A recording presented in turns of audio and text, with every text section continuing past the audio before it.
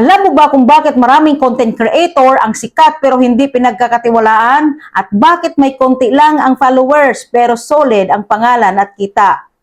Kung isa kang content creator at ang goal mo ay hindi lang views kundi tiwala ng tao, hindi lang followers kundi pangalan, at hindi lang viral kundi credible, itong video na ito ay para sa'yo.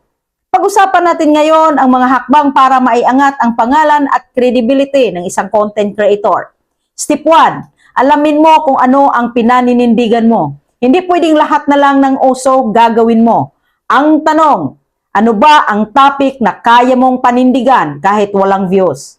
Ano ang alam mo, naranasan mo at pinaghirapan mo? Kung malinaw ang advocacy at message mo, doon nagsisimula ang credibility. Step 2, magbigay ng value, hindi puro papansin.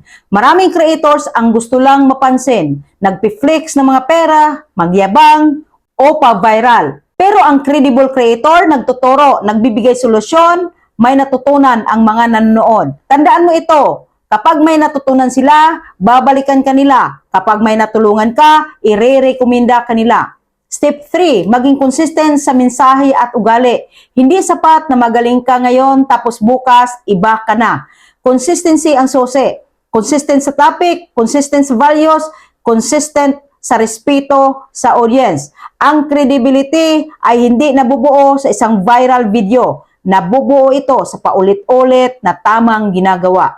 Step 4, irespeto ang audience mo. Kung gusto mong respetuhin ka, matutong rumispeto. Paano? Huwag mang insulto, huwag man lait ng kapwa creator, huwag mang marunong kung hindi mo alam. Ang tunay na credible na tao, marunong makinig, marunong tumanggap ng koreksyon.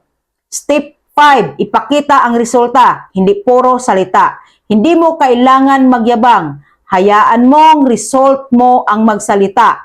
Lifestyle mo ang magpatunay, consistency mo ang nag-convince. Mas malakas ang tahimik na ebidensya kaysa maingay na pangako. Kung gusto mong maiangat ang pangalan at credibility mo bilang content creator, huwag mong tanungin kung kailan ka magba-viral. Tanungin mo, may natulungan ba ako ngayon? May nadagdag bang tiwala sa pangalan ko? Dahil sa huli, ang content ay nawawala, pero ang pangalan naaalala. Natulungan ba kita? Please like, follow, and share.